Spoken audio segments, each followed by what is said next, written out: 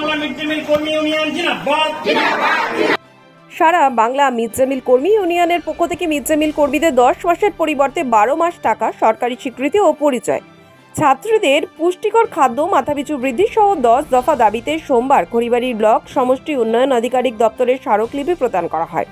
এদিন ব্লক সমষ্টি উন্নয়ন আধিকারিক দপ্তরের প্রবেশ পথ আজকে রেখে বিক্ষোভ দেখান ইউনিয়নের সদস্যরা এবং স্মারকলিপি প্রদান করা হয়। পরে খড়িবাড়ির বাস স্ট্যান্ড পর্যন্ত বিক্ষোভ মিছিল করা হয়। সারা বাংলা জুড়ে 2,40,000 মিড ডে মিল কর্মী রয়েছে।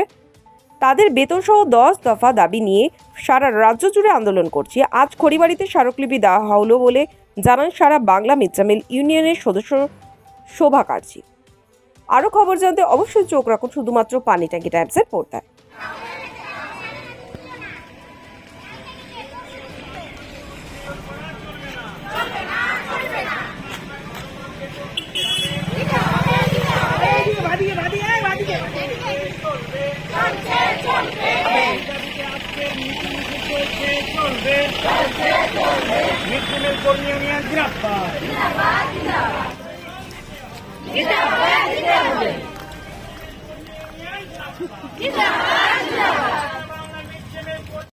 আমাদের দাবিটা হলো আজকের যে আপনারা জানেন সারা পশ্চিমবঙ্গে 2,40,000 মিড ডে মিল কর্মী আছে, মানে প্রাইমারি হাই স্কুল মিলিয়ে তারা মিড ডে মিল অর্থাৎ বাচ্চাদের খাবার পরিবেশন করে দুপুরবেলাটা স্কুলে।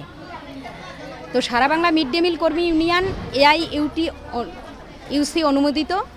সেই সারা বাংলা মিড ডে মিল কর্মী ইউনিয়নের পক্ষ থেকে আমরা মিড ডে মিল কর্মীদের সমস্যা নিয়ে সারা রাজ্য জুড়েই, এমনকি শুধু রাজ্য নয় সারা দেশ জুড়েই আমরা মুভমেন্ট করছি।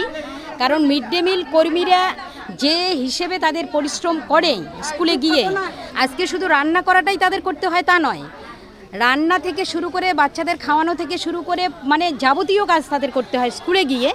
অথচ সেই তুলনায় তাদের পারিশ্রমিক একেবারে বলতে গেলে ওটা মানে ধরার মধ্যেই পড়ে না।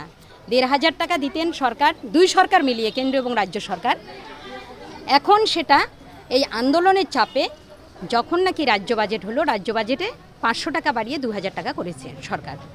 তাহলে বলুন, আমাদের দাবি মূলত যে মিড ডে মিল কর্মীদের প্রথমত সরকারি কর্মীর স্বীকৃতি দিতে হবে, আর 2,000 টাকা নয়, অন্তত একটা মানুষের পরিবার চলে না 26,000 টাকার কম বর্তমান বাজারে, সেখানে তত টাকা না দিলেও ICDS কর্মীদের যে পরিমাণ বেতন দেয় হেল্পারদের, সেটা অন্তত সমপরিমাণ বেতন দিতে হবে তাদের। তার সাথে তারা সারা মানে 12 মাসই প্রায় কাজ করেন স্কুলে, হ্যাঁ, ছুটির কটা দিন শুধু তাদের কাজ করতে হয় না, অথচ সরকার 10 মাসের বেতন তাদের দেন। আমরা দাবি করেছি 10 মাস নয় 12 মাসের বেতন দিতে হবে। আমরা দাবি করেছি যে এই যে যখন তখন যে সরকার বলে ছাঁটাইয়ের কথা, NGOর হাতে তুলে দেবে মিড ডে মিল প্রকল্পটাকে, আমরা দাবি করেছি না, ছাঁটাই করা চলবে না। হ্যাঁ, মিড ডে মিল কর্মীদের বেসরকারিকরণ করা চলবে না, মিড ডে মিলটাকে সরকারি প্রকল্প হিসেবেই নিতে হবে। কর্মীদের যেমন সরকারি কর্মীর স্বীকৃতি দিতে হবে, হ্যাঁ, সেটা সরকারের হাতেই পুরোটা নিতে হবে, এটা আমরা দাবি করেছি। আজকে যারা এসেছে সবাই কি মিড ডে মিলের কাজের সাথে জড়িত?